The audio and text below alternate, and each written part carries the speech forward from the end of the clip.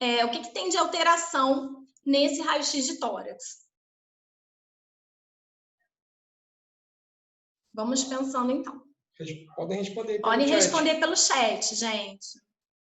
O que vocês olham nesse raio-x de tórax de um bebê de 6 meses? Eu vou adiantar para você que esse raio-x de tórax foi feito depois de passar em uma sondinha gástrica. Então, vocês estão vendo aqui uma imagem de uma sondinha.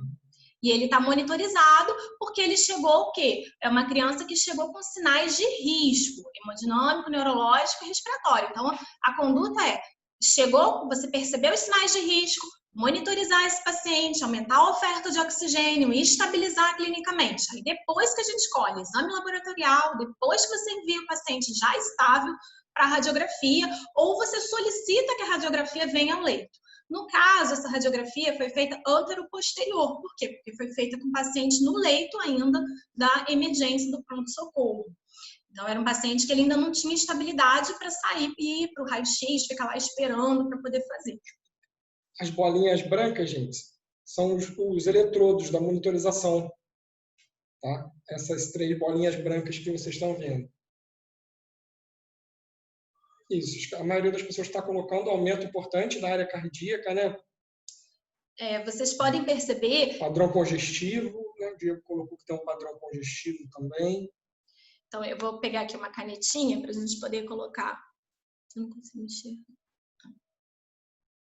Para marcar aqui para vocês visualizarem. Então, vocês podem perceber o quê? Que quando a gente traça aqui a linha da área toda torácica desse paciente, o diâmetro dessa região torácica do paciente, vocês podem perceber que nós temos uma área cardíaca ocupando uma área importante, mais do que deveria estar ocupando.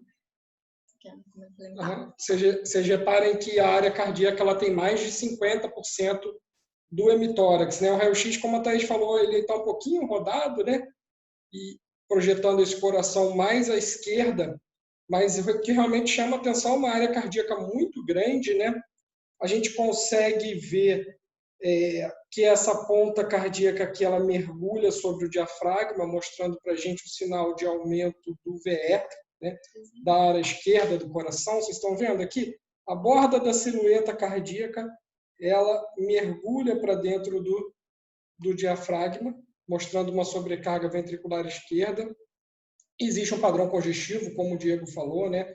Existe um padrão de um infiltrado aqui em base, né? Tivemos umas imagens mais brancas, parecendo algodão, né? Fala infiltrado algodonoso, né? Que parece que tem também congestão pulmonar, ou seja, o espaço alveolar preenchido por líquido. Tem um gurgitamento hilar, né? O hilo esquerdo está pronunciado. Esse pronunciamento do hilo esquerdo, ele pode refletir para a gente uma dilatação de artéria pulmonar. Então, parece para nós que tem aumento do VE e um padrão congestivo pulmonar e um padrão de aumento também dos vasos pulmonares, da artéria pulmonar principal. Vamos ver se tem tudo isso mesmo. E uma coisa que é importante a gente salientar também, que esse raio-x foi feito antero-posterior. Então, quando o paciente está em decúbito dorsal, né, deitado com a barriga para cima, e você radiografa ele, você tem um aumento natural nessa imagem da área cardíaca. Então, mas não seria um aumento tão pronunciado, igual o professor Gabriel falou, com o coração mergulhando ali no diafragma e encostando na parede esquerda. Então, isso realmente está além do que a gente esperaria no raio-x em antero-posterior. O raio-x de tórax em AP, né, o raio entra pela frente, então encontra uma massa mais densa, que é o coração, e espalha os raios, né? Esse espalhamento do raio projeta sobre o filme do raio-x uma área cardíaca maior do que a real, quando o raio entra por anterior, e não o tradicional, né, o protocolo de raio-x do tórax, que é com raio, que é em PA, né, que é com raio entrando por trás.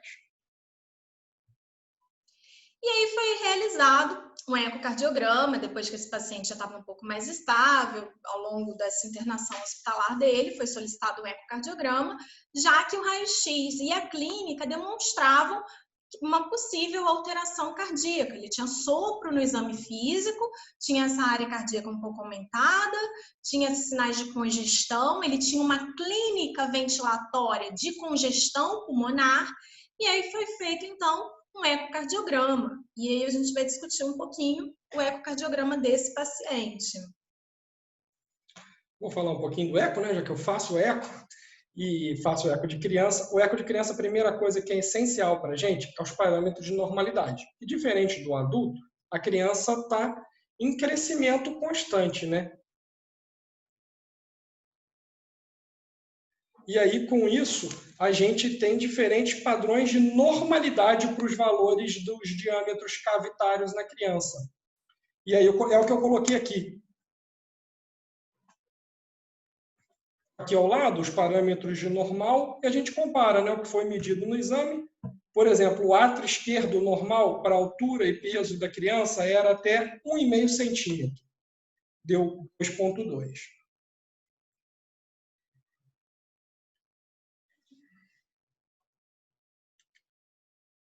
O átrio... Esse é o mouse, na verdade. O átrio esquerdo deu 2,2. Então, tem um átrio esquerdo aumentado. Uma aorta, o normal é até 1,1 para esse peso e altura. Da criança deu 1,4, então já tem aumento atrial esquerdo e aórtico. O VD normal é até 1,5, né, nesse tamanho. A espessura do miocárdio, o tamanho do miocárdio, o septo interventricular e parede posterior deram 0,5 e 0,4, que é normal. Para esse peso e altura é 0,5 de septo e 0,4 de parede posterior, é exatamente o que deu. Então, não tem hipertrofia ventricular esquerda. O miocárdio é de diâmetro normal, a gente vê isso pelo septo e pela parede posterior. O VE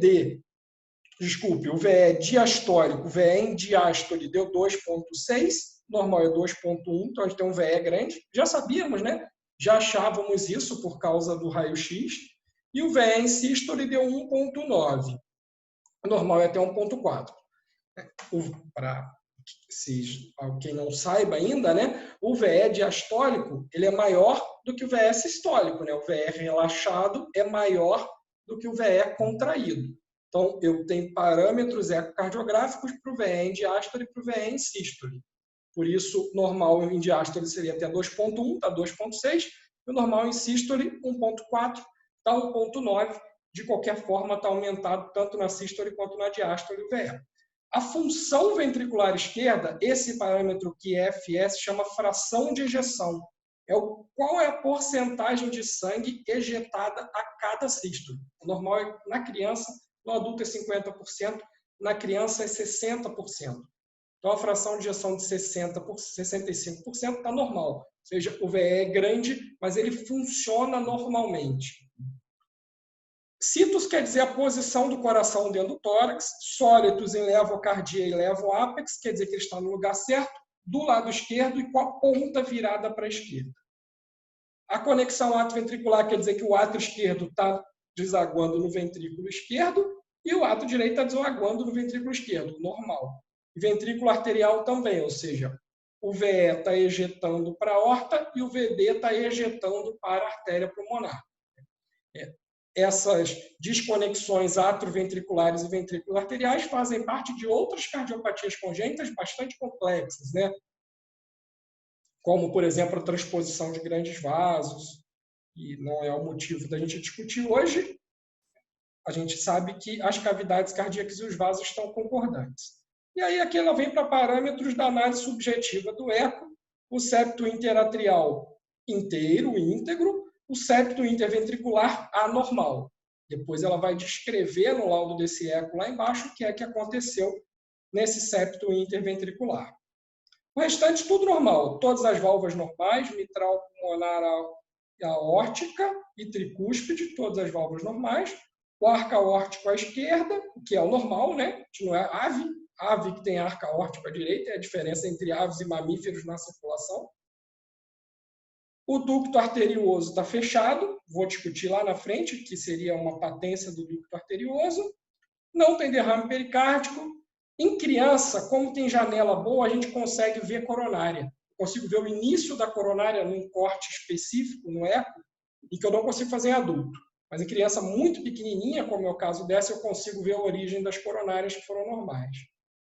A drenagem das veias do sistema venoso cava e pulmonar normal. O Doppler, né, que é a maneira como a gente mede fluxo e velocidade dos fluxos no eco, foi anormal, a gente já está com a descrição embaixo. E a função ventricular esquerda preservada, a gente já tinha visto aqui, que eu acabei de falar para vocês, que apesar dos diâmetros cavitários estarem aumentados, a função do coração estava normal, que a gente mede pela fração de ejeção. E o que tinha? Qual era a consideração? Uma comunicação interventricular perimembranosa ampla, com extensão muscular. Vocês lembram lá da êmbrio, o coração, quando ele se forma, o septo ele tem duas partes que vão se conectando, o septo muscular e o septo membranoso. A parte do septo mais em cima, mais próxima ao plano valvar, ela é membranosa. E a parte de baixo, mais próxima às paredes ventriculares, ela é muscular. Ele tinha um CV que pegava as duas partes, tanto muscular quanto membranosa. E media 0,9 centímetros.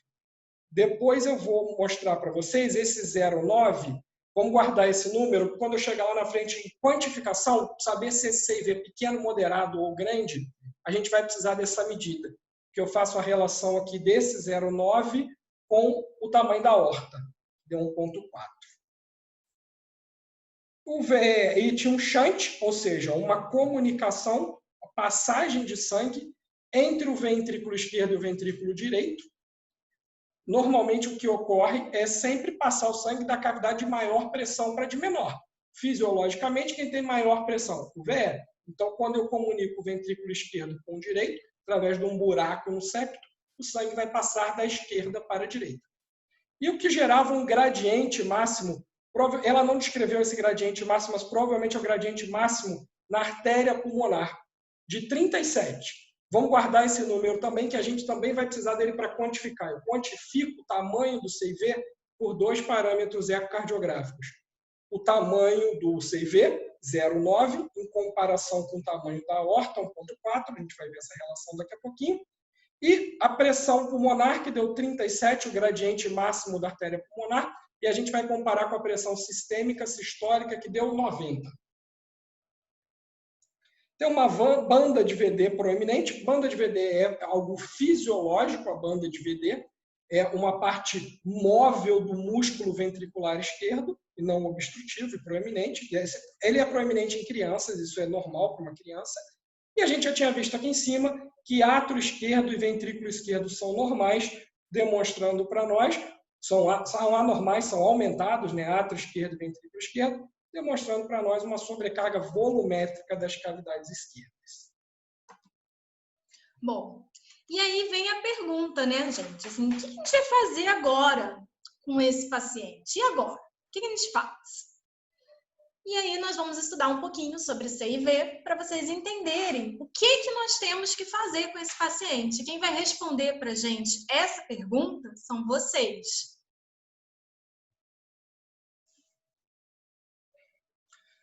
Bem, CIV, comunicação interventricular, é a cardiopatia congênita mais comum na criança. Ela corresponde a mais ou menos 0,3% de incidência, ou seja, de cada 1.000 crianças, 3 vão nascer com CIV. É isso que a gente está vendo aqui nessa figura, né? Um buraco no septo interventricular, comunicando as duas cavidades ventriculares. Isso é um CIV. Na criança, ele é a cardiopatia congênita mais comum, mas no adulto, ele é a segunda. No adulto, ele perde para uma cardiopatia valvar chamada válvula aórtica bicúspide. Vocês já viram, desde lá da anatomia, no primeiro, segundo período, que a válvula aórtica ela é uma válvula formada por 3 folhetos, 3 cúspides, né? Folheto coronariano direito, coronariano esquerdo e o não coronariano. Algumas pessoas nascem com fusão desses folhetos. E aí, ao invés de ter 3, vão ter 2, porque 2 deles vão nascer fundidos. Essa é a cardiopatia congênita mais comum de todas. É a válvula aórtica bicúspide. Eu falo dela quando eu falo de lesão valvar aórtica na cardiologia no 6º período. E ela tem uma incidência de 0,6%, do dobro. Só que na criança, a válvula é muito pequenininha, o folheto é muito móvel, eu não consigo ver.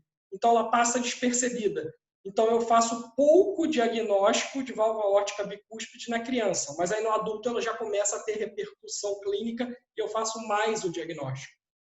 Por isso, no adulto, a válvula aórtica bicúspide é a cardiopatia congênita mais comum, e a segunda é CIV, e na criança o CIV é a cardiopatia congênita mais comum, que é o que eu mostrei para vocês ali na figura, uma comunicação anormal entre o ventrículo direito e o esquerdo, formando um shunt, né? Uma passagem contínua de sangue, levando a um comprometimento hemodinâmico, e a incidência é de 0,3%. De cada 1.000 crianças, 3 vão nascer com CIV.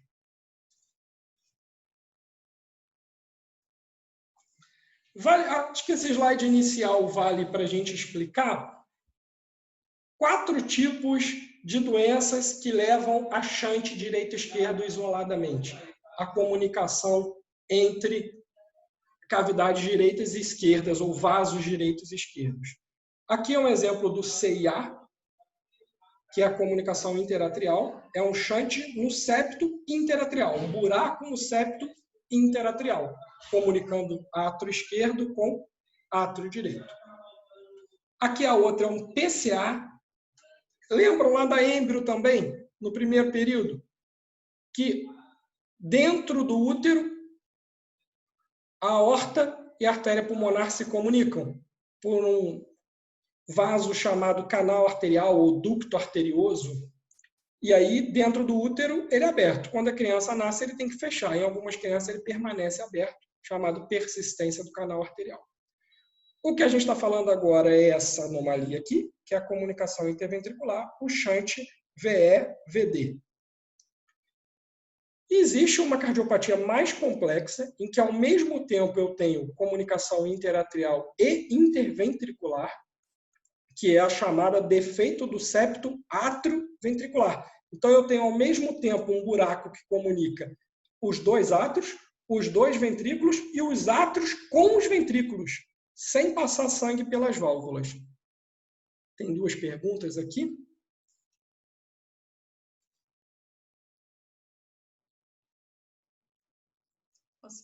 Tá aí. Pode? Gente, eu vou responder então aqui rapidinho uma pergunta que foi feita. Se existe característica genética para o CIV. Se tem maior risco para filhos de pais que tiveram relação com alteração da gestação da mãe, se isso tem a ver com resultar em filhos com mais CIV. Então, na verdade, o CIV, a etiologia dele, ela tem relação multivariável. Você tem alteração genética, que pode estar coincidente com várias outras malformações genéticas, principalmente as cromossomopatias. A síndrome de Down, você pode ter o CIV. Em outras cromossomopatias também isso também aparece. Algumas outras malformações congênitas combinadas, como malformações da linha média. Então, às vezes você tem malformação cerebral, malformação do coração, e aí tem o CIV, e tem também a malformação de aparelho digestivo. Às vezes isso tudo está combinado, urinário. Então, por isso que todo paciente que você suspeita de uma malformação em qualquer sistema, obrigatoriamente esse paciente tem que ser submetido a ultrassom transfontanela, isso lá no nascimento, ou logo que você faz o diagnóstico. Se esse paciente tiver fontanela pérvia, você vai submeter ele a ultrassom transfontanela, você vai submeter esse paciente a um ecocardiograma e, obrigatoriamente, também a ultrassom abdominal e pélvico para avaliação de vias urinárias e sistema abdominal. E além do raio-x de tórax e abdômen. Então, seriam os exames iniciais quando você descobre qualquer malformação, seja do sistema nervoso, sistema cardíaco, abdominal, urinário, qualquer um desses. Então, a gente sempre tem que investigar esses outros sistemas porque eles podem estar associados. A malformação congênita, não necessariamente ela é genética, ela pode ter o fator também ambiental. Como ela também pode ter o fator nutricional em relação à mãe, esse fator ambiental tem alguns estudos que demonstram associação com fatores de intoxicação do ambiente, uso de drogas, uso de medicações. Então, tudo isso tem a ver com a etiologia da cardiopatia congênita. Mas a maior parte das cardiopatias congênitas, elas acontecem de forma isolada em crianças que são completamente normais do ponto de vista genético, mas essa criança teria essa cardiopatia e sem explicação. Então, a maior parte não tem etiologia definida, tudo bem?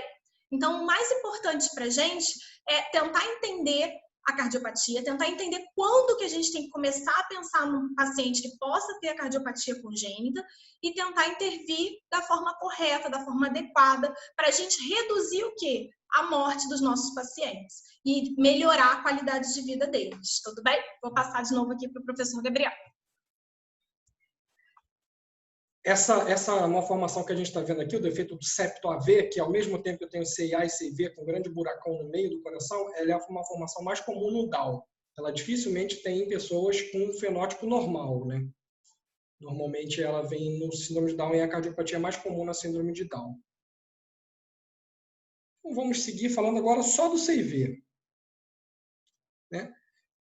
Normalmente, ou comumente, o CIV ele é associado a outras cardiopatias congênitas. O CIV pode ser isolado, o mais comum é que ele seja isolado, mas ele pode vir, por exemplo, junto com tetralogia de Fallot, né? Estenose fundibular, cavalgamento da aorta, CIV, tudo que faz parte do Fallot. Transposição de grandes vasos, quando a artéria pulmonar vai sair do VE e a aorta vai sair do VD. E aí, para poder haver um shunt entre a circulação sistêmica e pulmonar, e a criança ficar viva, ela nasce também com CIV. Outra malformação muito grave que tem CIV sempre, se não morre, intraútero, é a atresia tricúspide.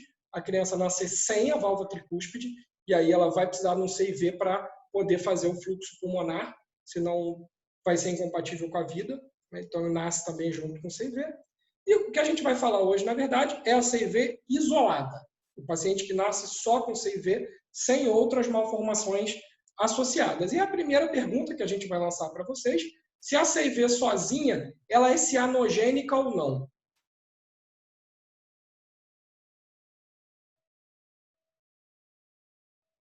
E aí já está aparecendo para vocês. Vocês responderem para nós, sim, não ou pode ser.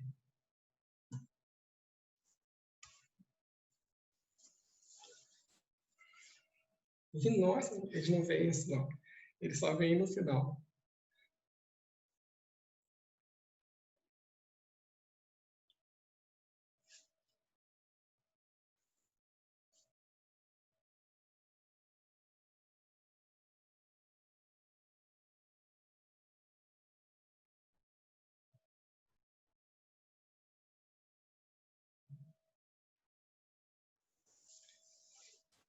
Quantos responderam? 40%. Vamos esperar mais um pouquinho para ver se mais gente consegue responder. A gente vai dar aí mais ou menos 1 minuto e meio para vocês, para responderem.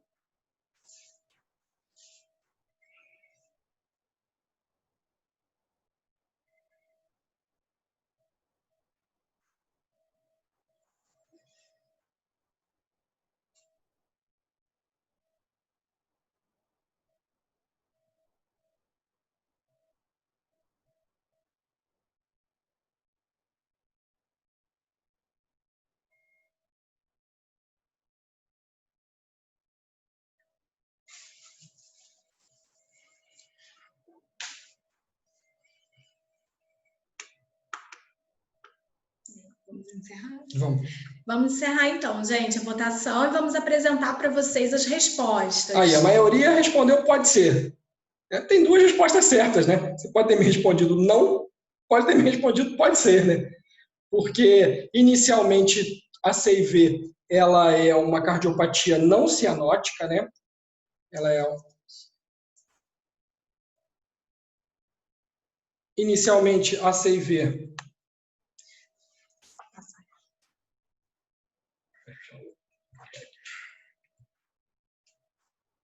Inicialmente, ela é não cianótica, porque o que dá cianose na cardiopatia congênita?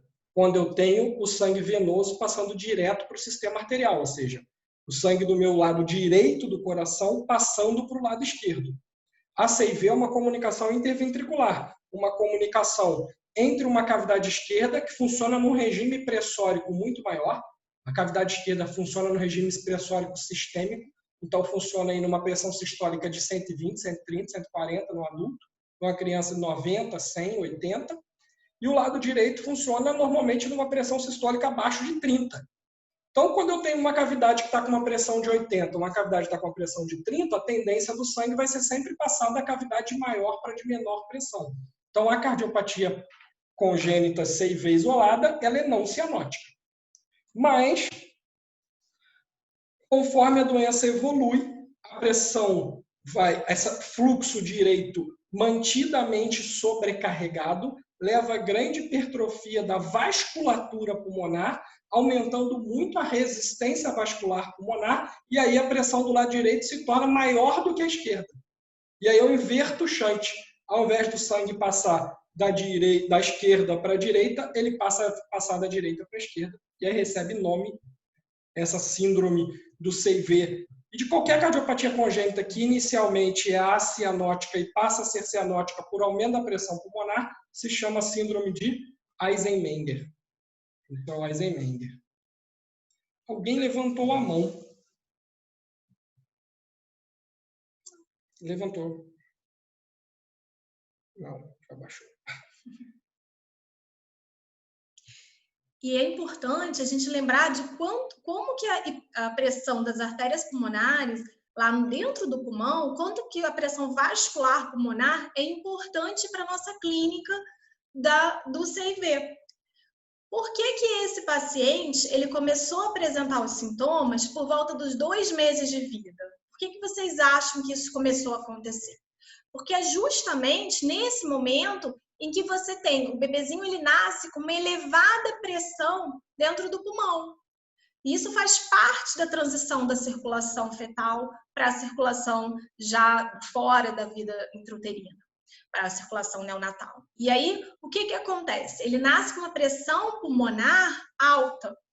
Conforme vão passando as semanas de vida, a pressão pulmonar desse bebezinho ele vai se adaptando à vida fora do útero e vai reduzindo. Então, lá em torno da 6ª à 8ª semana pós-nascimento, ou seja, de vida, que dá mais ou menos em média final do 1º para o 2º mês de vida, esse bebê ele já está o quê? Diminuindo a pressão lá do pulmão. Quando diminui a pressão no pulmão, o que vai acontecer? Aquele fluxo aumentado que estava chegando no pulmão de sangue, ele vai começar a extravasar para dentro do alvéolo. E aí é que surgem alguns sintomas que a gente estava vendo, principalmente de congestão desse paciente. E aí nós estamos vendo o quê? A congestão alveolar, que foi o que esse paciente estava apresentando. Diego fez uma pergunta. Pode ocorrer eritrocitose compensatória na CIV? Só na fase de Eisenmenger, Diego. O aumento de hematócrito, né, a poliglobulia, ela só ocorre no Eisenmenger. Na CIV isolada com shunt esquerda-direito, que é a grande maioria das CIVs, não ocorre. Quando ele começa a shuntar da direita para a esquerda, que ele vai ter hipóxia sistêmica, aí sim ele vai aumentar a produção de hemácias.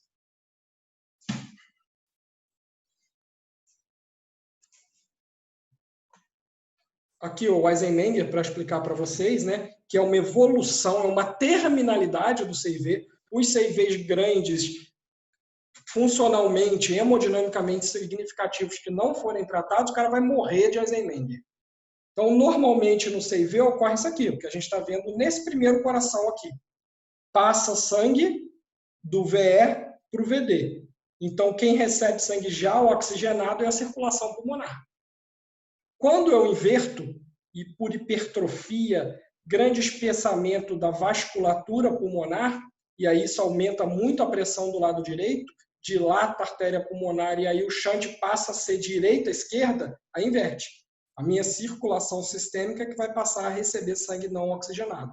Aí é o Eisenmenger, e é quando o CIV passa a ter cianose, e é um evento terminal, é a terminalidade do CIV. Tanto que quando chega nesse ponto, a gente já não tem muita coisa a fazer.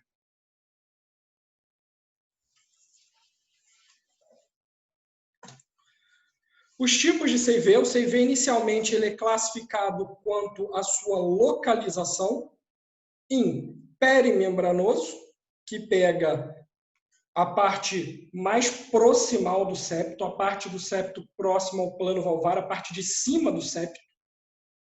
É a maioria, 70%. Esse tecido fibroso que forma a parte de cima do septo.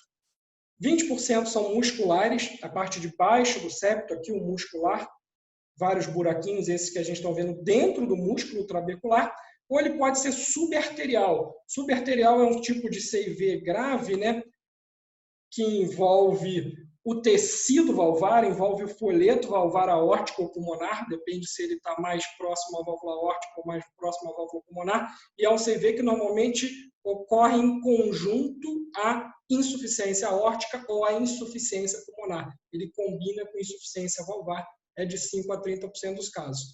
Nosso paciente tinha um CV no meio, né? Tinha um CV aqui que pegava tanto parte do septo membranoso quanto parte do septo muscular, como se estivesse aqui, pegando o septo membranoso e o septo muscular.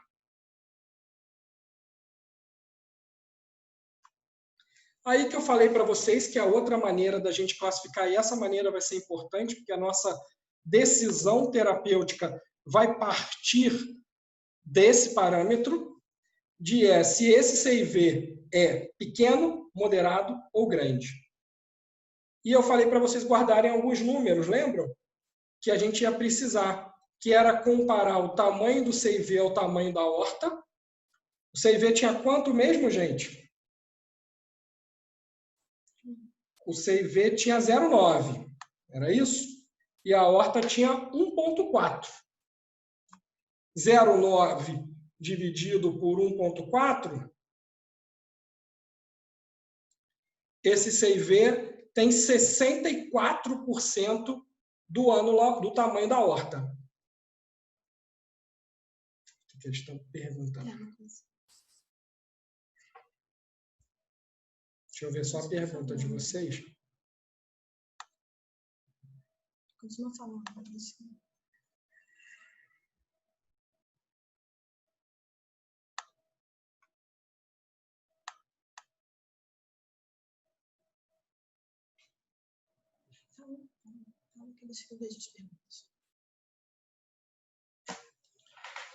Então, o CIV ele tinha 64% do tamanho. Isso, 0,9 era o tamanho do CIV, né, Ronald? E 1,4 era o tamanho da aorta, que dá 64%, 65%. Então, é um CIV comparado ao ângulo aórtico de moderado.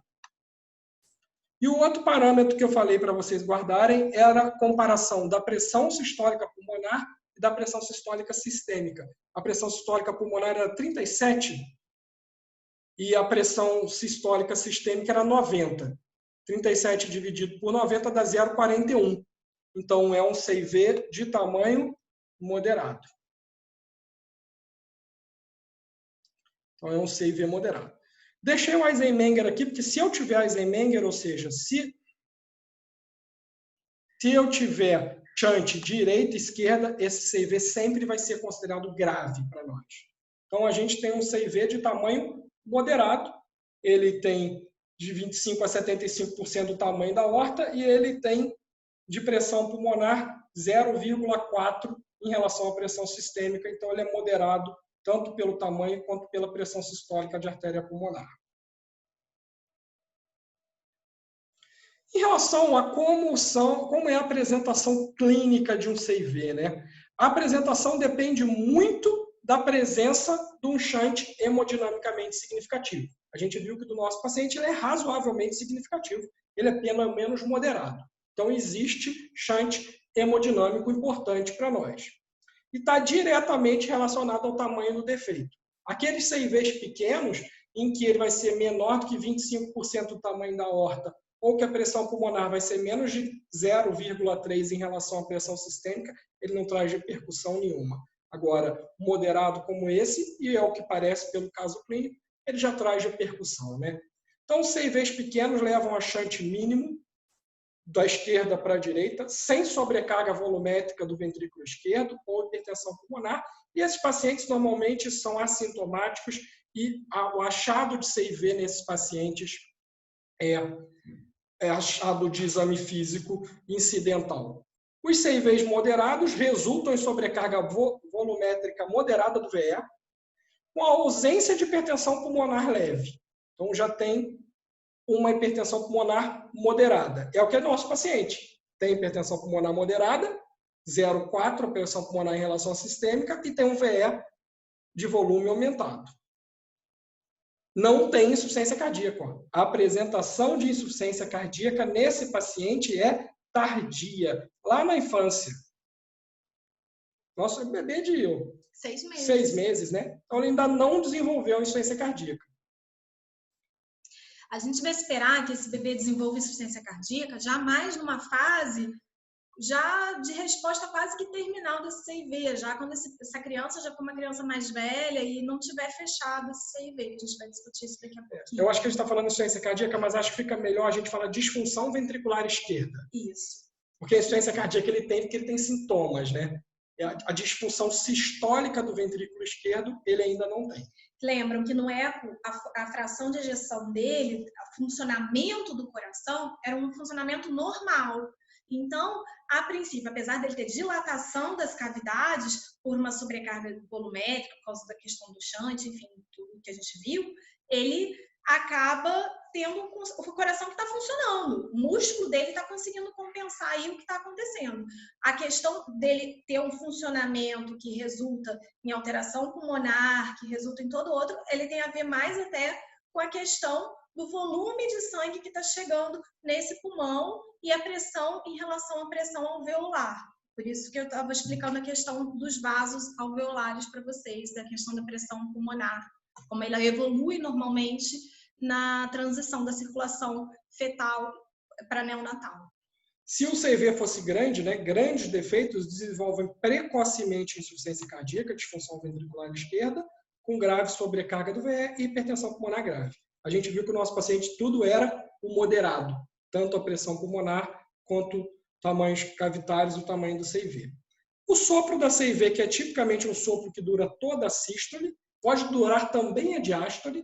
Eu posso shuntar também durante a diástole, porque também na diástole a pressão esquerda é maior que a direita, mas o sopro diastólico, o componente diastólico do sopro, é menos audível. E é fácil. CIV é um dos sopros mais fáceis que existem de se ouvir. Ele dura toda a sístole, ele é melhor audível no que vocês chamam de foco tricúspide, né? A borda external esquerda baixa. Ele é severo e alto, e quanto menor o defeito, maior a velocidade que o sangue passa nesse shunt, mais audível é o sopro. Um CIV muito grande tem sopro, mas ele é mais suave e menos intenso. E ele, quando aquele CIV está lá próximo à válvula, como eu mostrei para vocês, e tem insuficiência aórtica junto, a gente vai escutar o sopro de regurgitação aórtica. Quando eu tenho Eisenmenger, aí eu já vou ter outras manifestações clínicas.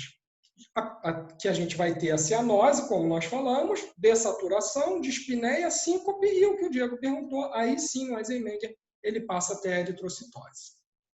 Nesse caso, quando eu começo a igualar as pressões direitas e esquerdas, diminui o shunt e aí diminui o sopro, podendo até nem ter sopro. O que você tem é uma hiperfonese do componente pulmonar da segunda bolha. Em relação ao sopro identificado no exame físico, como diferenciaria um sopro inocente? Primeira coisa que fala, tem vários parâmetros ali, né? Que falam contra sopro inocente. Primeiro fato é que ele dura a sístole toda. Um sopro inocente é protossistólico, ele só dura o início da sístole. Segundo fato, ele é de borda external esquerda baixa. Então, ele é um sopro fora dos focos de base. Os sopros inocentes normalmente são de via de saída. Então, eles pegam os focos de base do coração. Foco aórtico e foco pulmonar.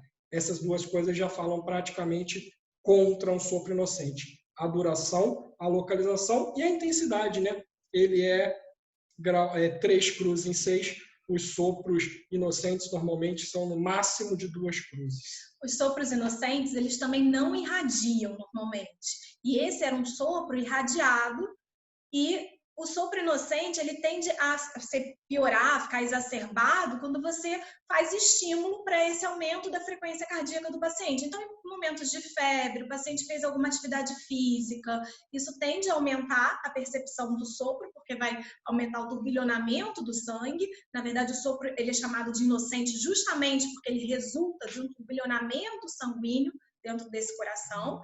E quando você normalmente pede para o paciente mudar o decúbito dele, mudar a postura, de sentado ele passa a ficar em pé, de deitado ele eleva, você percebe que desaparece um sopro inocente, diferente do sopro patológico. O sopro patológico ele sempre vai existir no paciente, independente de qualquer outra a alteração associada, independente do paciente ter febre, enfim, independente da postura.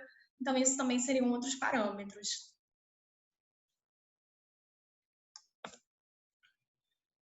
Em relação a exames complementares, vocês viram que a gente não colocou eletro, né? Vocês não colocaram eletro. Primeiro, o eletro é normal na maioria dos pacientes com CIV. A mais criança. Mais da metade dos pacientes com CIV tem eletro normal. Segundo, que o eletro dava mais um simpósio inteiro, né? E outra coisa, discutir eletro, que a gente também tem que discutir, né? Normalmente, o pediatra não é um médico assim, que está muito treinado a visualizar eletro. Então, o eletro na mão do pediatra se transforma num grande tabu, num grande medo. Então, estou brincando. Mas, na verdade, é porque na maior parte das vezes ele é normal. Mas você poderia colocar o eletro e fazer um eletro nesse paciente, sim, e para descartar alguma outra arritmia associada, mas não é o caso. Na verdade, a gente acaba, na prática, nem solicitando, né? A Gabriela fez uma pergunta se pode causar desdobramento paradoxal na segunda bolha. Pode até causar por vários motivos. Primeiro, pelas diferenças de pressão entre as cavidades. E segundo, que os defeitos de septo, tanto de septo interatrial quanto de septo interventricular, costumam cursar com distúrbio de condução, com bloqueio de ramo. E aí os distúrbios de condução fazem com que os ventrículos se despolarizem em momentos diferentes, podendo desdobrar a segunda bolha, sim, por causa do distúrbio de condução, né? Porque eu tenho um buraco no septo e o feixe de Rhis ele passa ali dentro. E eu tenho um buraco onde passaria o feixe de Rhis. Ele pode alterar o feixe de Rhis e alterar a condução, podendo ter desdobramento, sim. E inclusive manter o desdobramento quando chegar no Eisenmenger. Distúrbio de condução elétrica que eu falo, mas acho que para hoje é um assunto muito complexo eu entrar em por que os defeitos de septo geram distúrbios de condução. Melhor a gente seguir. Vamos discutir o raio-x de tórax. O raio-x de tórax é geralmente normal nos defeitos pequenos e como eu vou aumentando o CIV, eu vou aumentando o shunt, a gente vai aumentando a área cardíaca, que é o que a gente está vendo aqui nesses raios-x que estão apresentados, né?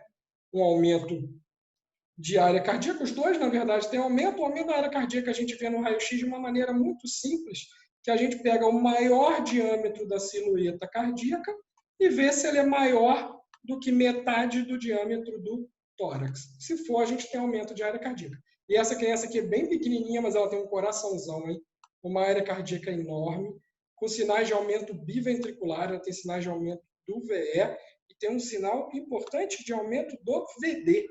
Essa criança também tem um VD, tem uma cava retificada aqui, a cava inferior entrando no átrio direito, essa reta aqui embaixo, e isso mostra congestão sistêmica, né? Além da congestão pulmonar. Conforme for maior o defeito, mais alteração no raio-x ele vai ter. Como diferencia esse sopro óleo sistólico de insuficiência mitral? É fácil, Ronald. Primeiro, o foco. Sopro de insuficiência mitral, ele é melhor audível no foco mitral, ou seja, ele é melhor audível na ponta. Ele é melhor audível no quarto, quinto espaço intercostal, linha hemiclavicular, até a linha axilar anterior, e ele irradia caracteristicamente para a axila. Então, o foco e a irradiação fazem você diferenciar de uma maneira simples. O foco do sopro mitral ele é melhor, ele é mais alto no foco mitral, e ele irradia para a axila. O sopro do CIV ele é melhor audível perto do externo, na borda external. Eu queria só discutir mais uma coisa, antes da gente passar, a questão do raio-x, da congestão pulmonar, porque isso está muito marcado no nosso paciente. Vocês veem que foi um paciente que teve uma história de uma bronquiolite, é um paciente que tem histórias de internações e idas frequentes em emergência, por uma clínica lembrando um lactente sibilante. E, na verdade, um grande diagnóstico diferencial das bronquiolites, do lactente sibilante, do broncoespasmo na infância, principalmente no primeiro ano de vida, é justamente com cardiopatias congênitas que levem ao alto fluxo de sangue para o pulmão. Então, se eu tenho um alto fluxo de sangue do pulmão, porque o conteúdo do ventrículo esquerdo está sendo desviado para o ventrículo direito, mais sangue, mais um maior volume de sangue está chegando nesse pulmão, e aí com isso a gente encontra ali uma pressão pulmonar já declinando, já porque o bebezinho já está reduzindo, já está vindo para o padrão dentro da normalidade, extravasa líquido para dentro do alvéolo. E aí, clinicamente, você vai ter líquido no alvéolo e o paciente pode apresentar sinais de congestão pulmonar clínica e radiológica, e isso às vezes confunde com a imagem de uma pneumonia, que às vezes a pessoa pode ficar em dúvida, tá branco o pulmão, eu não sei se é uma condensação ou se é uma imagem de congestão pulmonar. Às vezes esse paciente, ele vinha bem, até mesmo da cardiopatia congênita, e ele descompensa na vigência de uma infecção. Então, às vezes, a gente vai ter as duas coisas associadas. Então, é muito importante, na nossa prática clínica do dia a dia, a gente se habituar a olhar a área cardíaca do bebê, a olhar se tem sinais de congestão pulmonar, a pensar, será que isso é só uma bronquiolite? Será que isso é uma pneumonia? Ou será que isso pode ser uma alteração da formação do coração? Uma coisa que a gente sempre tem que se perguntar e se questionar quando a gente está avaliando o neném que chega, principalmente com uma história patológica pregressa, como esse bebezinho chegou pra gente. E aí, quando você já inverte o shunt, você já tem a hipertensão pulmonar por tanta injúria que vai acontecendo naquelas artérias que irrigam o pulmão, isso vai levando a um remodelamento da artéria. E aí vem a síndrome de Eisenmenger.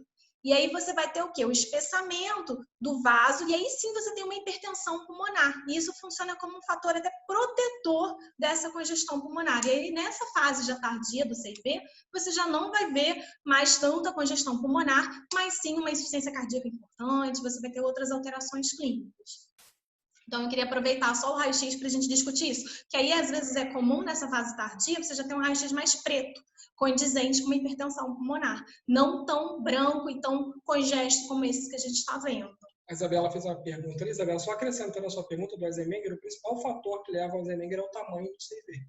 O tamanho e o não tratamento na idade adequada a CIV tem que ser tratado na infância, né? Então, se o cara tem um CIV grande com repercussão hemodinâmica e não trata na infância, certamente ele vai ser um adulto com Eisenmenger e vai morrer cedo. Vai morrer antes da 4ª década de vida, se ele tiver Eisenmenger. O eco é o melhor exame, né? Não é porque eu faço eco, mas eco é um negócio impressionante, né?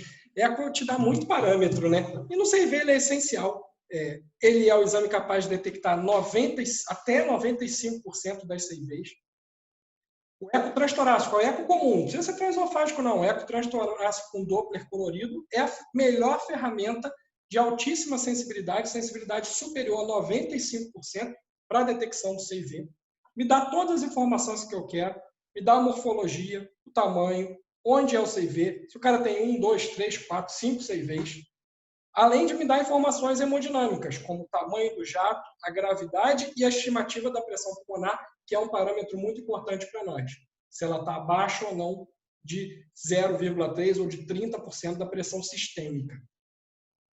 Então, o eco transtorácico ele é muito útil na detecção de qualquer insuficiência aórtica ainda associada. O cara, junto com o CIV, tem aquele CIV perivalvar que dá regurgitação valvar associada, e aí ele vai ter que operar. E o eco também é útil na avaliação do tamanho e função, tanto do VD quanto do VE, que também são parâmetros muito importantes para a gente. Ele traz muita informação, né? O eco traz muita informação para a gente. Onde é, qual é a gravidade, o tamanho, tem insuficiência ventricular direita, tem insuficiência ventricular esquerda.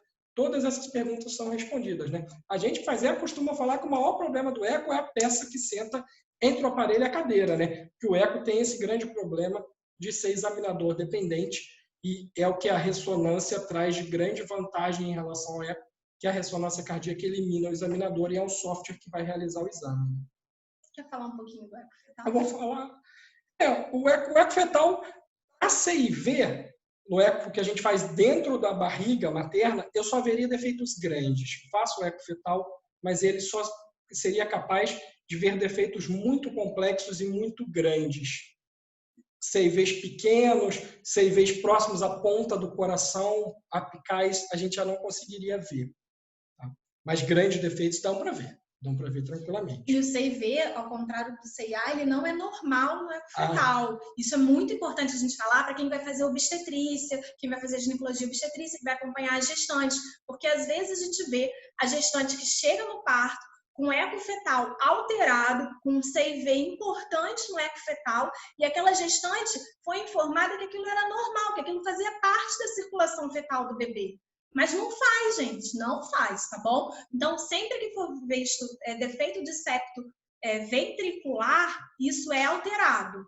O normal é o forame oval patente, é alguma alteração, às vezes, de CIA que você pode ver. A criança, dentro do útero, ela tem que ter CIA, né? O forame oval é aberto, o átrio direito e o átrio esquerdo se comunicam, a artéria pulmonar e a aorta se comunicam pelo ducto arterioso, pelo canal arterial, mas o septo interventricular nunca se comunica. Septo interventricular tem que ser fechado o intraútero. O septo interatrial, sim, é aberto o intraútero, e a aorta e a artéria pulmonar. A Yara fez uma pergunta difícil, né? Na ausência do eco disponível no setor, como proceder para melhor diagnóstico? As cardiopatias congênitas, elas são altamente dependentes do diagnóstico através de eco. E muitas das vezes, quando elas são mais complexas, tem mais de uma alteração, às vezes nem no eco você consegue o diagnóstico final. Você só vai conseguir o diagnóstico final, às vezes, quando você vai operar realmente a cardiopatia ou fazer algum outro estudo hemodinâmico dessa criança. Ô Yara, para te responder assim, não tem o eco. Aí você vai ter que passar para exames mais complexos que o eco, que são a TC e a ressonância com contraste. Você vai contrastar o coração, vai ver um buraco no septo. Tanto a TC quanto a ressonância te mostram a ressonância melhor ainda. Mas se você não tem eco, dificilmente você vai ter ressonância, né? Não, Ana Carolina Monteiro. Não tem como ter Eisenmenger intraútero. A Eisenmenger é uma forma evolutiva do CIV que leva anos para se instalar. Então, a criança que nasce com CIV grande, ela nunca vai nascer com Eisenmenger. A Eisenmenger é uma evolução da doença secundária à hipertrofia da vasculatura pulmonar. A TC em criança, que tem uma pergunta assim, se a TC teria riscos na criança com contraste. Sim, porque você não consegue fazer uma tomografia, muito menos uma ressonância em criança pequena, sem a criança estar sedada e entubada. Então, infelizmente, para você ter um exame de boa qualidade desses exames mais complexos, você vai precisar sedar, entubar o bebê para o procedimento, ou no máximo, ou no mínimo passar uma máscara laríngea, se for uma criança um pouquinho maior, ou se você tiver uma estrutura boa, dependendo do serviço, você não precisa nem entubar, mas você vai ter que passar uma máscara laríngea, você vai precisar de alguma via aérea ali para poder sedar melhor essa criança. Aí a criança vai ter que fazer o exame sedada, você tem todas as complicações que podem acontecer secundárias à utilização de medicações sedativas, do procedimento, do contraste também em relação ao rim, a função renal desse paciente. A gente não pode fazer contraste iodado no paciente sem conhecer essa função renal dele. Então, seriam exames muito mais complexos. Então, se você não tem o ecocardiograma, você pode fazer a suspeita clínica. Depois de você fazer a suspeita clínica, você começar a iniciar algum tratamento, se tiver indicação. Se não tiver indicação de tratamento clínico, você vai tentar correr atrás do diagnóstico do paciente. E aí se inclui a realização do eco. Aqui tem umas imagens ecocardiográficas, né? O eco, ponta do triângulo aqui do eco, ele sempre é onde está o transdutor. Então, esse transdutor aqui está na ponta do coração, né? Aqui é o ventrículo esquerdo, o átrio esquerdo, o ventrículo direito, o átrio direito, e aqui é um buraco no septo membranoso, na parte do septo próximo ao plano valvar, um buraco mostrando um CIV importante. Aqui é uma outra imagem, aqui o eco, o ápice do triângulo está aqui embaixo, então o transdutor está aqui embaixo, também mostrando átrio direito, ventrículo direito, átrio esquerdo, ventrículo esquerdo, e um buraco no septo membranoso também, mostrando um CIV.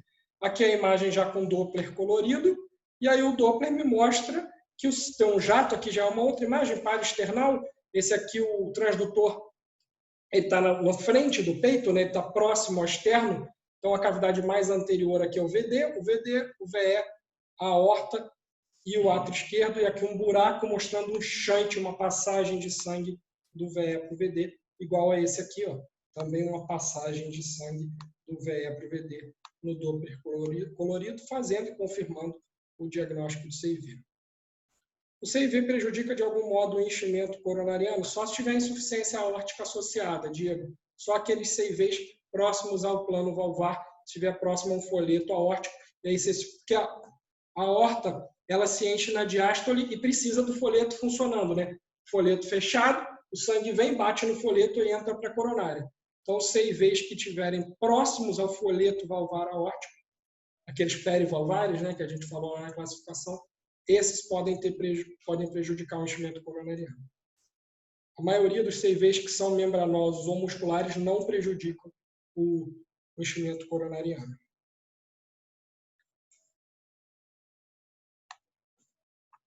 Os outros exames são de exceção, né? A ressonância magnética cardíaca, e a tomografia são úteis só quando a anatomia do CV é muito complexa ou tem outras anomalias cardíacas juntas, ou defeito em locais incomuns que eu não consigo, aqueles menos de 5% que eu não consigo fazer no eco transtorácico convencional. Aí a gente pode fazer aqui uma ressonância cardíaca, como vocês estão vendo nessa imagem aqui, ó, em que o contraste está passando do VE para o VD pela pontinha do coração aqui, pelo ápice. O ápice é um lugar meio difícil de ver no eco, e aí não fez o diagnóstico e precisou da ressonância. A imagem da ressonância é muito melhor que a do eco, né? É quase como se eu estivesse comparando assim, TV analógica com TV digital, né? A ressonância é muito melhor. O cateterismo, ele também é uma medida de exceção, a gente quase nunca faz. O faz é, às vezes, para a gente medir a pressão pulmonar, bota um catéter de pressão, entra pelo lado direito, faz um cateterismo direito e meço a pressão pulmonar e vê se responde a vasodilatadores. Isso é, por exemplo, um exame que se faz pré-transplante, para ver se tem reatividade pulmonar, né? É particularmente, então, útil naquele paciente que também, às vezes, vai operar e é adulto. E aí eu quero ver se, junto com o CV, ele não tem doença coronariana associada. Aí a gente pode fazer o cateterismo. Mas isso aqui é mais... O CAT é mais um pensamento do CIV do adulto e não do CIV da criança. É porque a gente tem que pensar que agora, ultimamente, com essas melhorias da assistência ao bebê nos primeiros anos de vida, você consegue, às vezes, ter cardiopatias congênitas de apresentação no adulto. E, às vezes, você tem adultos que chegam já lá depois dos 20 anos, 30 anos, e que vão fazer o diagnóstico da sua cardiopatia congênita nessa faixa etária. Então, às vezes, a gente fala cardiopatia congênita do adulto e a cardiopatia congênita da criança. Tá bom? Então, por isso que existem essas diferenças e por isso que a gente está se complementando nessas explicações. E aí, segunda pergunta para os senhores. CIV fecha sozinho? A gente vai compartilhar a pergunta e vocês podem responder. A gente pode dar aí um tempinho para ver se vocês conseguem responder.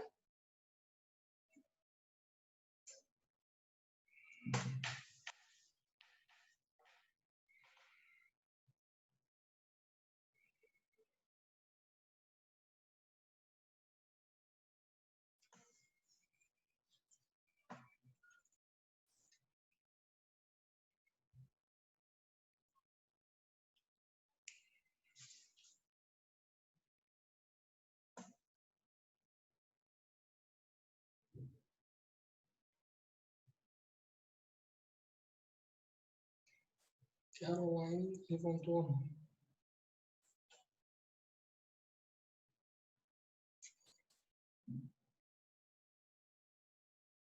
Gente, quem quiser, pode colocar no chat para a gente dúvida, alguma coisa que queira falar, queira se comunicar com a gente, porque às vezes só levantar a mão às vezes fica difícil para a gente conseguir localizar. Então, vamos lá, gente, mais 30 segundos, completar pelo menos aí 60% das pessoas que estão assistindo, já temos 53%, então só mais um pouquinho, votando.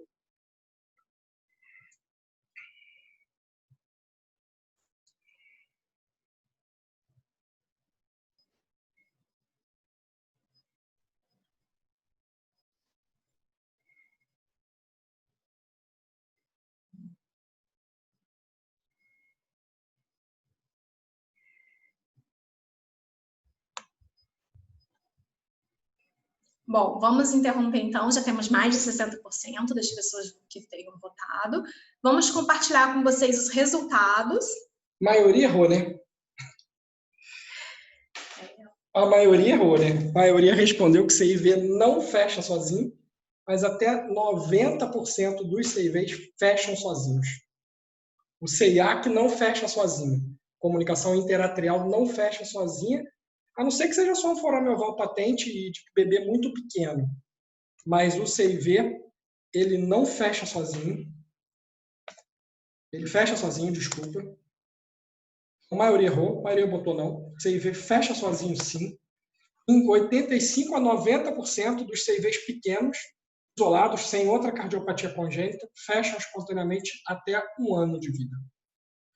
E mesmo assim, mesmo pacientes com CIVs pequenas que não sintam nada e não tenham hipertensão pulmonar, têm um excelente prognóstico e não precisam operar. Por isso que a gente vê muito adulto chegando nessa vida adulta deles lá com um CIV sem diagnóstico ainda.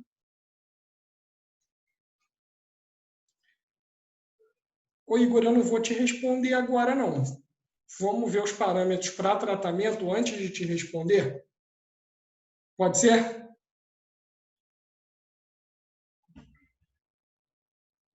Bruno, também a sua pergunta, cara. Isso depende do tamanho e da pressão pulmonar. Não vai depender da idade, gente. Não vai depender da idade. Vocês vão ver os critérios para tratar. Não vão ser dependentes da idade. A idade não faz parte do critério. O Eisenmenger, quando está com a Eisenmenger, não vai fechar sozinho, não vai operar, já passou do tempo de tudo. Né? O Eisenmenger é a terminalidade do CIV. Então, quem precisa tratar? Vocês me encheram a pergunta aí no chat e era a resposta no slide seguinte. Quanto tempo esperar, opera ou não o CIV, quantos anos, 1 ano, 2 anos, não tem nada disso. Não tem idade, a idade não faz parte dos critérios para tratamento, para abordagem. Os critérios para tratamento do CIV são defeito médio a grande. Como que a gente classifica o defeito de médio a grande? Isso aí é atribuição do ecocardiografista. Ele vai te falar, ele tem que te falar, é obrigação de falar. Tive um professor na época que fazia eco, que ele falava isso. O ecocardiografista tem que se comprometer, tem que falar para você se é grande, moderado ou pequeno. O cara só falar para mim que tem CIV não vale de nada. Então, os defeitos de médio a grande, que tem comprometimento hemodinâmico, tem que operar. É a nossa criança. Ele tem um defeito médio. Não era médio? Tudo era médio. Tanto a pressão pulmonar quanto o diâmetro era médio. Ela tinha sintomáticos. Não tinha ainda disfunção ventricular esquerda. A função ventricular esquerda era normal, mas ela tem sintoma. Ela tem congestão pulmonar. Ela tem crise de broncoespasmo, que a gente chama de asma cardíaca, secundário ao aumento da pressão pulmonar e a congestão alveolar. Se tem insuficiência aórtica, né? Se junto com o CIV, a comunicação interventricular, atingiu o folheto valvar aórtico, esse folheto despencou, e aí a válvula regurgita, vai ter que trocar essa válvula, não tem jeito. Ou então, se é um CIV que teve endocardite, se teve algum episódio de endocardite, de infecção cardíaca sobre aquela lesão, né?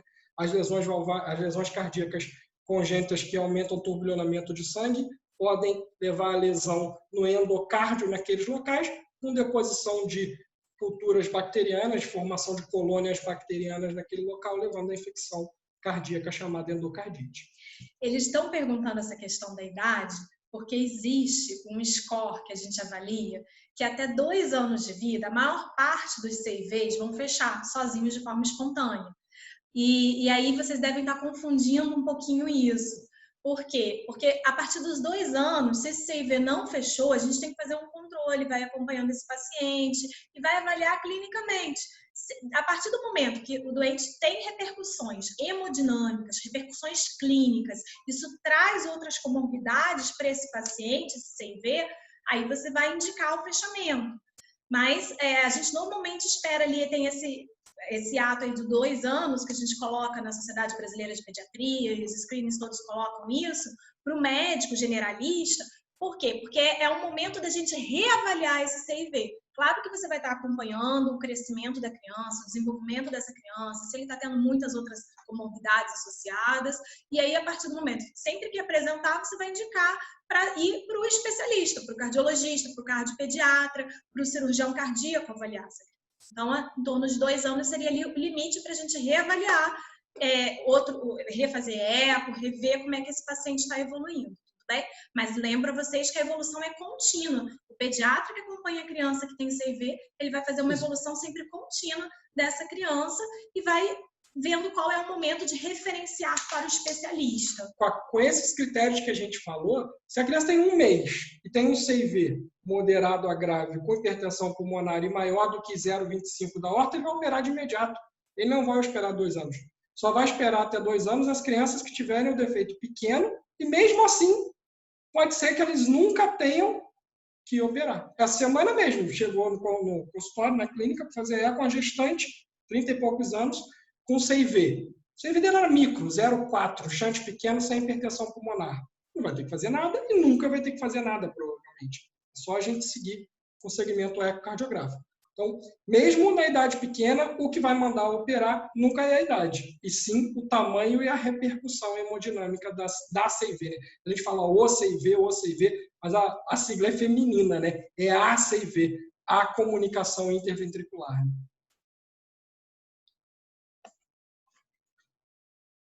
Aí, quando a gente vai tratar, a gente fica com opções nessa abordagem, né? Aqueles 10% de crianças que não vão fechar espontaneamente, que têm um CIV hemodinamicamente significativo, eles vão precisar intervir. Essa intervenção pode ser cirúrgica, como vocês estão vendo aqui. Né? Tampou o buraco, aqui tinha um buraco, aqui é outra imagem, tinha outro buraco, e aí tampa o buraco com um pedaço de um PET de pericárdio de boi, né? De pericárdio bovino, faz uma bandagem, um PET com pericárdio bovino, entrou pelo VD, né? Entra pelo lado direito, é melhor sempre abrir o VD do que o VE, e fechou o defeito do septo. O VD é mais anterior, né? Anatomicamente é mais fácil entrar pelo VD, né? Então, o tratamento percutâneo, que ainda é uma coisa com uma curva de aprendizado baixa, já se usa mais tempo para fechar CIA, que é o fechamento percutâneo. Entra um catéter por via cava inferior, né? Entra via femoral, vem a cava inferior, cai no VD, e aí ele é igual um carretel, vocês estão vendo as fotinhas dele aqui, um dispositivo chamado Platzer, né? Ele é igual um carretelzinho de linha, e aí ele é colocado no buraco, depois puxa, e aí ele fecha e oclui. Aqui é a imagem do hemodinamicista entrando com o catéter e implantando aqui o Platzer, e depois ele injetando o contraste para ver que deu tudo certo, não chuntou mais da direita para a esquerda, nem da esquerda para a direita.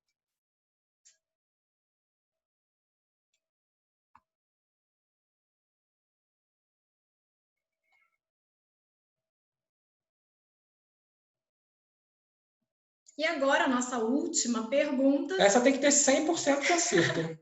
Que nós queremos saber de vocês. E aí? O que nós vamos fazer com esse paciente do nosso caso clínico? O que você vai fazer com o CIV dele?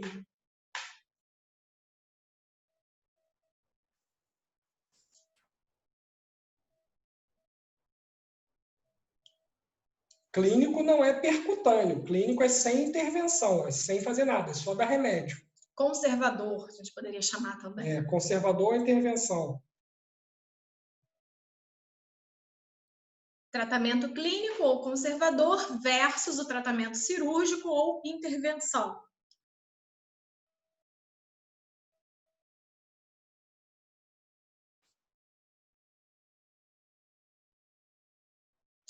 Então, vamos recapitulando algumas coisas do nosso caso. Nós temos um bebê que, com 6 meses de vida, que tem uma história desde o 2º mês de vida, com vários episódios de quadros pulmonares, alguns confundidos com pneumonia ou associados à pneumonia, outros um episódio de bronquiolite relatado, chega para a gente com uma congestão pulmonar sem nenhuma alteração laboratorial compatível com infecção bacteriana ou viral.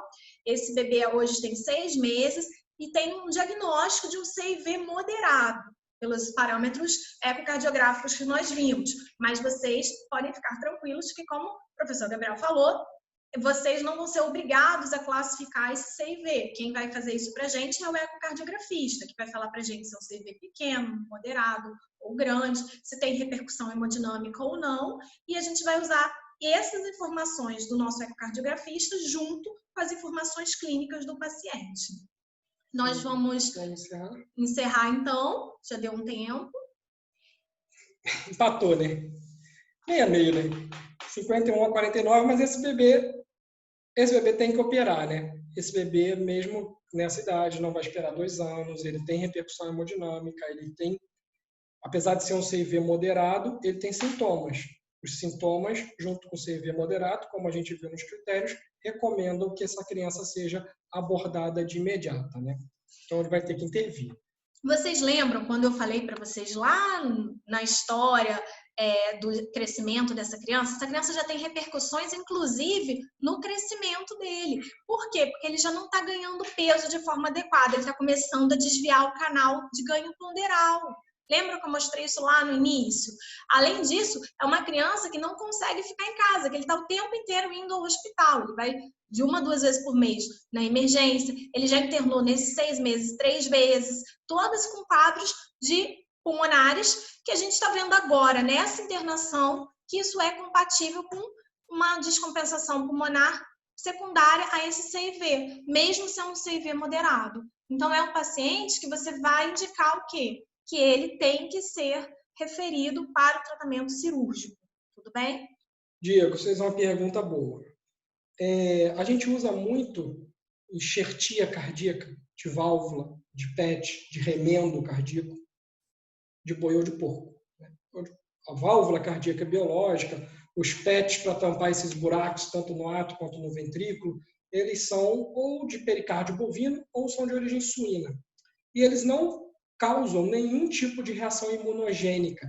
Por quê? Porque eles são revestidos na produção industrial desse material por um verniz inerte. É como se a peça perdesse toda a sua celularidade, todos os seus antígenos e fosse revestido por um verniz que é inerte imunologicamente. Não tem nenhum tipo de antigenicidade, então não precisa, nesse tipo de PET pericárdico, não precisa anticoagular, não precisa fazer imunossupressão, não precisa fazer corticoterapia, nada disso. Então, depois da cirurgia, se tudo ficar bem, o PET ficar direitinho, porque às vezes corre o risco dele soltar também, às vezes já peguei alguns pacientes que aconteceram essas intercorrências, mas se tudo ficar bem, é um paciente que vai ter a vida normal, e aí vai melhorar o quadro pulmonar, vai voltar a ganhar peso, vai conseguir ter menos intercorrências, menos internações hospitalares, é um paciente que vai evoluir bem, que vai ter uma vida boa. Aí tem que só passar. Mas a gente fez um último slide para discutir com vocês exatamente assim, a pergunta do chat era como que você ia conduzir o CIV do paciente, né? Que a gente colocou lá a pergunta do post.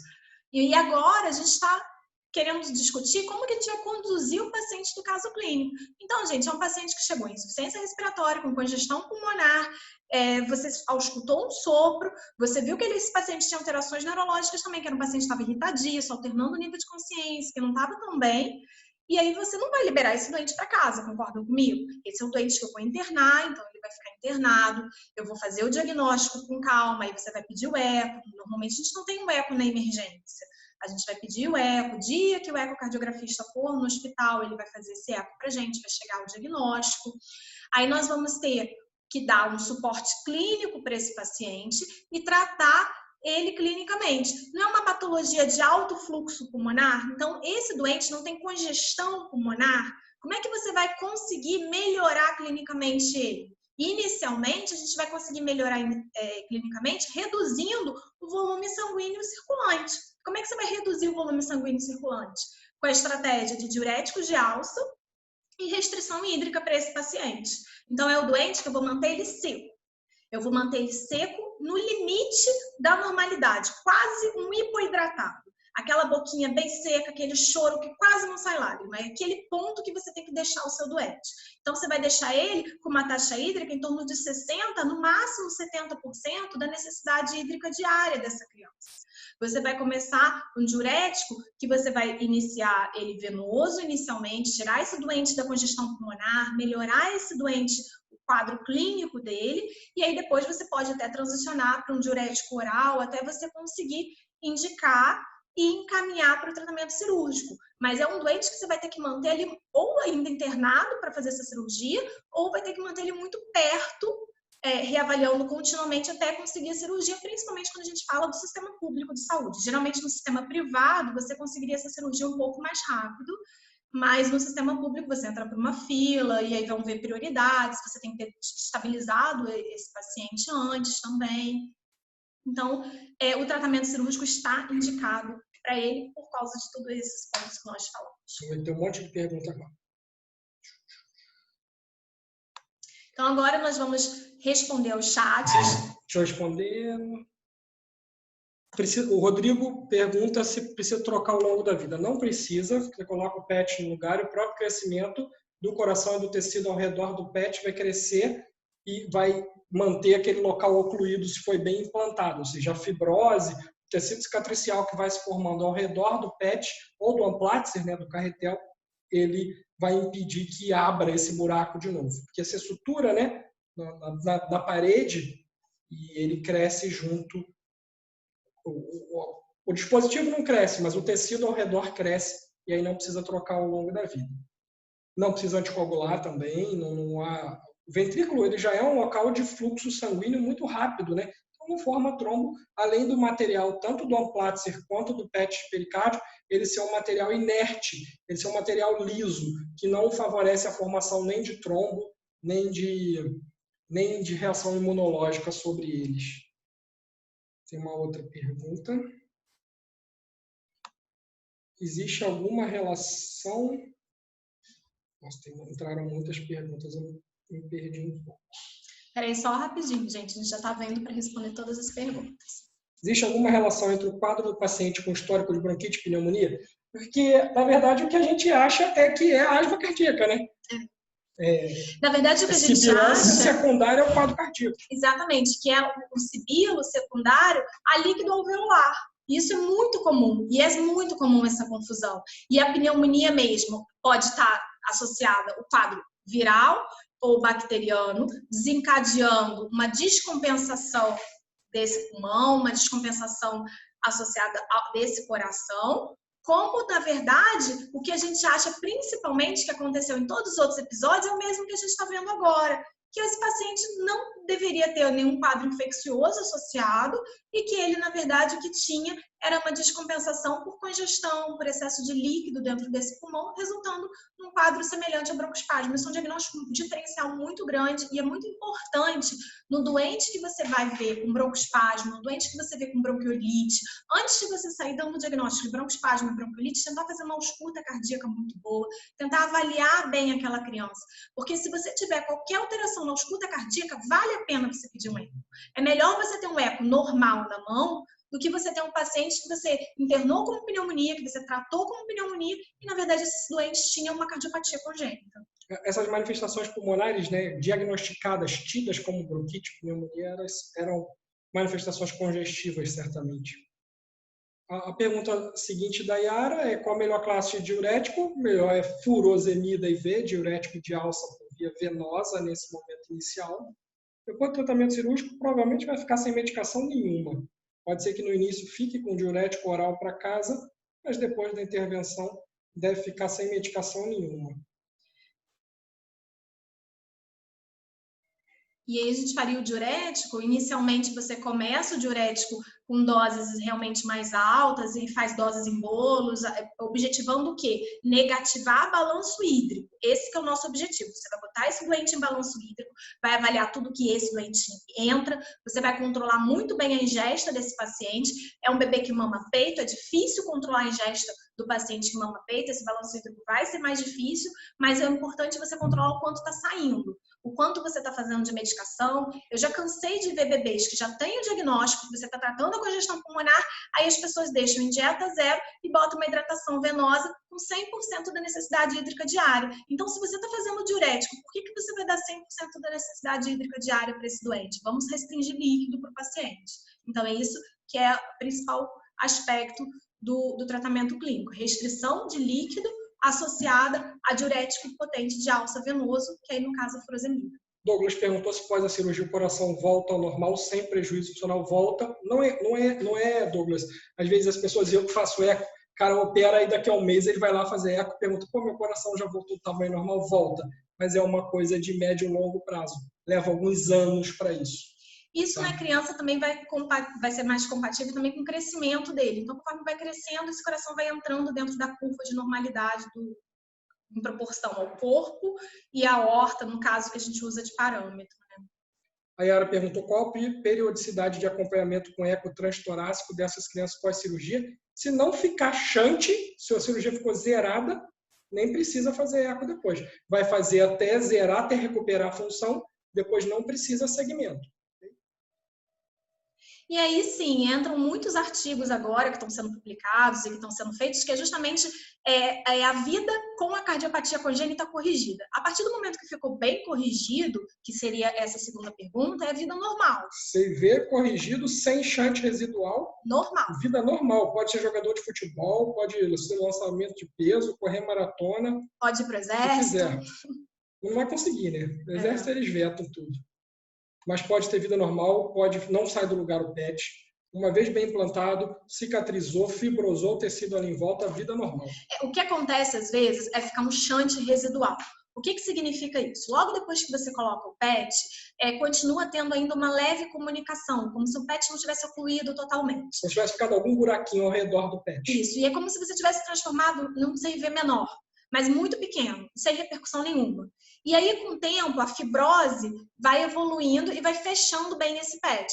Alguns pacientes, às vezes crianças que tenham outras cromossomopatias ou que tenham doenças do colágeno, que tenham dificuldades cicatriciais, sejam desnutridos, eu já vi isso acontecer, desse PET acabar soltando, um ponto solta, ou então não recupera, não faz a fibrose do jeito que tinha que ter feito, isso por deficiência da criança, por alterações no organismo da criança. E aí pode acontecer, sim, de você voltar a ter um shunt e às vezes esse shunt ser grande.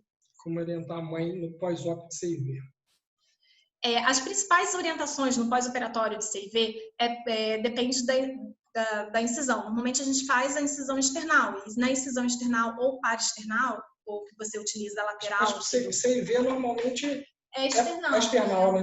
Aí, PCA que às vezes faz lateral. As principais orientações são quanto à ferida operatória, o que você vai cuidar dessa ferida operatória e não suspender a criança pela axila. Então, você não pode pegar a criança por baixo do braço, você não pode pegar a criança por esse tórax. Então, você tem que orientar muito bem sua mãe. É um tórax pequeno, nossa mão é grande. Às vezes, a gente pega a criança num tórax com força, a gente tem que lembrar que é um tórax que está suturado, que está remendado, com fios de aço, com fios potentes, mas ele tem uma remenda. Então, você não pode carregar aquela criança de qualquer jeito. Na hora do banho, tem que tomar alguns cuidados. Então, você vai orientar essa mãe de posicionar e pegar sempre a criança pelo membro inferior, pelo quadril, pela bacia da criança, ao invés de pegar pelo membro superior. Não puxar um braço, não puxar o outro. Evitar lutas, brincadeiras de muito contato. Nessa primeira fase inicial. Depois de um tempo da cirurgia, eu acho que aí deve ser mais ou menos em torno de 90 dias pós-operatório, né, uns 3 meses de pós-operatório, aí sim essa criança está liberada já para outras atividades e aí você já pode começar a suspender de novo a criança pela axila. A cicatrização cardíaca, a cicatrização do PET, do CV, ela é rápida. Em semanas está cicatrizado. 2 semanas aquilo está bom. Mas a calcificação external, ela leva 3 meses. Esse é o maior problema, é o externo, né? E às vezes desloca. Osteomielite de externo é um negócio ruim de tratar pra caramba. E aí a maior preocupação é a cicatrização do externo. O CIV mesmo é uma cirurgia de baixíssima mortalidade. Se a gente for pegar cirurgias assim, revascularização miocárdica, ponte, que a mortalidade é 4%, o CIV é 1%. A mortalidade é 4 vezes menor do que uma revasc. Então, é uma cirurgia que por si só tem bom prognóstico, né? Uma CIV moderada sem complicação pulmonar dá para realizar só tratamento clínico? Não. ANI nunca, né? Anti-inflamatório não esteroidal nunca, aumenta a retenção hídrica, diminui a filtração glomerular. O diurético de alça só para tratar sintoma. Tem uma idade limite para a realização de tratamento clínico. Se o CIV for moderado, vai ter que operar. Tá? E aí é melhor operar antes. A cirurgia do CIV precoce é boa. Os artigos que falam sobre tratamento precoce do CIV são bons. Então, se o CV é moderado e se ele não tem hipertensão pulmonar, é melhor ainda para essa criança operar. Então, normalmente é isso que a gente estava falando, a questão dos 2 anos. Os 2 anos seria um ponto crucial ali para você avaliar o tamanho do CV, como é que está essa criança aos 2 anos, se você já tem necessidade de operar ou não, e normalmente é uma fase que você ainda não tem hipertensão pulmonar, você não tem remodelamento, você conseguiria um bom resultado cirúrgico. Por isso que as pessoas no início começaram a confundir muito, porque existe esse marco dos 2 anos pela Sociedade Brasileira de Pediatria. Histórico de internações por bronquiolite foram feitos com diagnóstico errado. Sim, provavelmente sim. Achamos Seria que asma sim. cardíaca. Sim. Sim. É comum, às vezes, acontecer também o vírus essencial respiratório, que é o principal patógeno das bronquiolites, ou então um influenza, enfim, qualquer vírus desses respiratórios, levando a uma descompensação do padrão. Às vezes o doente vem ali no limite da compensação alveolar, ali no limite dele, com a sua CIV, e aí, de repente, ele infecta. Quando ele infecta, ele vai alterar todo o hemodinâmico dele. Ele vai ficar mais taquicárdico na infecção, ele pode ter febre, ele pode ter outras alterações que podem exacerbar a clínica desse CIV. E aí você vai ver esse CIV mais pronunciado, mais congestão pulmonar. E às vezes é aquele doente que teve uma bronquiolite, mas evoluiu estranho, não ficou bem. Então, demorou para recuperar, demorou para sair do oxigênio. Então, esse é o doente que você tem que começar a pensar que talvez tenha mais alguma coisa além de uma infecção viral, ou então, às vezes, além de uma pneumonia bacteriana. Você tem que começar a pensar além e pedir um eco para esse paciente, como diagnóstico diferencial. A segunda pergunta do Diego é se a cirurgia pode aumentar o risco de arritmias. Diego, taquiarritmias não. CIV normalmente não aumenta o risco de taquiarritmias, mas de bloqueios cardíacos com bradiarritmias aumenta. Por quê? O CIV está justamente na região septal onde passa o feixe de His. E aí você vai manipular aquele local, vai suturar, vai implantar um PET, já tem um buraco e às vezes causa edema no AV e no feixe de His. E às vezes esses pacientes saem bloqueados e precisam de um marca-passo. Pode ser que esse marca-passo seja só por um período transitório ou que tenha que ficar definitivo. Mas o paciente na cirurgia cardíaca, todos já saem com cabo de marca-passo. Todo mundo já sai com um cabinho de marca-passo ali, guardado para se precisar usar ou não. E no CIV, o cirurgião certamente vai deixar um cabinho epicárdico, que depois é só você puxar para tirar. Então, há o risco de arritmias, mas de bradiarritmias, bloqueio cardíaco, bloqueios atrioventriculares, bloqueio do sistema de condução, não taquiarritmias. A gente tem agora uma outra pergunta. O que fazer na criança que tem um CIV e que às vezes ela fez uma infecção associada, igual eu acabei de falar para vocês. Fez um episódio, às vezes, de bronquiolite associada, uma pneumonia. Não relacionada ao CIV? Não relacionada ao CIV. Não relacionado? Não é endocardite? Não. Aí, nesse caso, que não é endocardite, que a criança não tem endocardite, e foi só um episódio isolado, você tem que manter o acompanhamento clínico da criança. E o mais importante que vai dizer pra gente não é relacionado ao CIV, que ela falou, endocardite, então. Então se é relacionado ao CIV, o episódio seria endocardite. E aí já indica a cirurgia de imediato. Endocardite é igual a cirurgia no CIV. E se fosse uma criança que estava ali no limite, que fez um episódio infeccioso e esse episódio descompensou, aí essa criança você vai ter que avaliar continuamente, se basear na história patológica pregressa, diferente desse paciente, que já chega pra gente com uma história patológica pregressa ruim. Então, às vezes, se ele tivesse feito o diagnóstico do CIV lá na primeira internação da bronquiolite e tivesse em acompanhamento pediátrico bom, tivesse lá indo todo mês rever até o 6º mês de vida, consulta de puericultura, uma vez por mês, esse paciente talvez não tivesse tido todas essas comorbidades e intercorrências, porque talvez o pediatra que acompanhasse já tivesse intervido antes para ajudar esse doente clinicamente. Yara, e é tratamento endocardite padrão, né? Esse esquema, né? Vai ver se é estrepto, estáfilo, AMP congenta, ou VANC congenta, tratou 4 a 6 semanas de antibiótico, saiu do processo infeccioso, cirurgia. Calma aí que eu vou voltar aqui. A gente tenta não operar na fase aguda da endocardite. Né? Faz antibiótico. Qual costuma ter pior prognóstico? CIV ou CIA? Ô Leonardo, vamos pensar o seguinte. Se for do mesmo tamanho, CIV pequeno, CIA pequeno, CIA sempre melhor prognóstico. Se for um CIV médio, um CIA médio, o CIA médio, melhor prognóstico. O átrio funciona com uma diferença pressórica direita-esquerda menor. Então, chunta menos, passa menos sangue pelo átrio de um átrio para o outro do que o CV. Então, o CIA costuma ter melhor prognóstico, tá? Se forem do mesmo tamanho. Lógico que um CIA grande é pior que um CIV pequeno.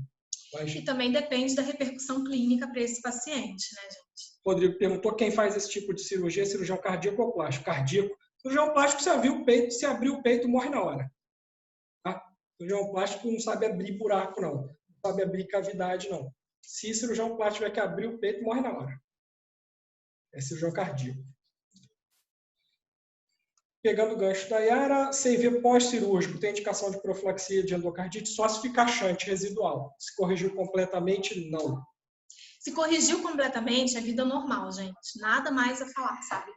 É só se você deixar residual, e aí você vai ter que acompanhar, você vai ter que avaliar esse doente, talvez alguns possam ter A diretriz de válvula, ela fala bem isso, ó, traz junto, né? Profilaxia de endocardite, cardiopatia congênita acianótica completamente corrigida, não indica profilaxia para endocardite. Gente, então nós vamos encerrar agora. O esquema de endocardite é semelhante ao adulto no pré e pós. Te respondi, Yara, te respondi. Nós vamos então começar a encerrar aqui as perguntas de vocês. Se alguém tiver mais alguma coisa, por favor, coloque, para a gente poder estar encerrando o nosso encontro. Espero que vocês tenham gostado. Tentamos fazer uma coisa um pouquinho mais informal do que as nossas aulas normalmente são. Deixamos vocês participarem bastante.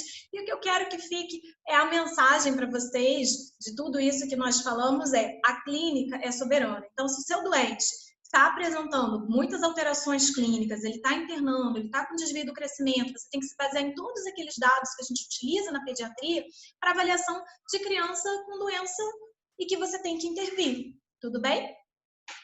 Então, é isso que a gente queria que vocês lembrassem. Muito obrigada pela atenção, pelas horas aí que passamos juntos, espero que tenha sido leve e agradável para vocês. Valeu, gente. Obrigado. Tchau, boa noite. Boa noite. Thaís, a gente e Gabriel, a gente agradece muito, porque assim foi excelente. Então, em nome da Liga de Pediatria, de todos os alunos, porque foi muito legal a interação, a participação, as perguntas que surgiram, a maneira como vocês expuseram o caso clínico, com tantos detalhes, e foram explicando tudo com muita clareza. A gente agradece muito, porque eu tenho certeza que foi assim excelente para a gente, para o nosso conhecimento mesmo, assim, e acho que foi muito bem percebido até pela nossa participação, e a enquete foi uma coisa muito legal também. A gente agradece muito a disponibilidade de vocês. Ficamos ótimo, felizes. gente. Obrigado. Que bom, gente. Bom que vocês gostaram pelos comentários aqui também. Valeu. Estamos felizes com os elogios. Obrigada, viu?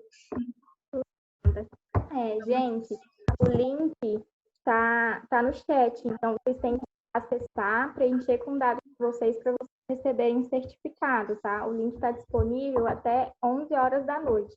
E qualquer dúvida, vocês podem perguntar para a gente pelo direct do Instagram da Liga. A gente agradece a participação de todos vocês.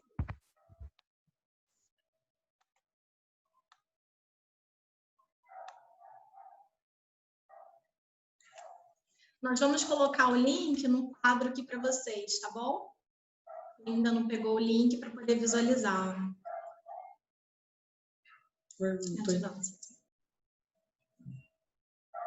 Whiteboard. Esse não tem. Esse não tem o whiteboard.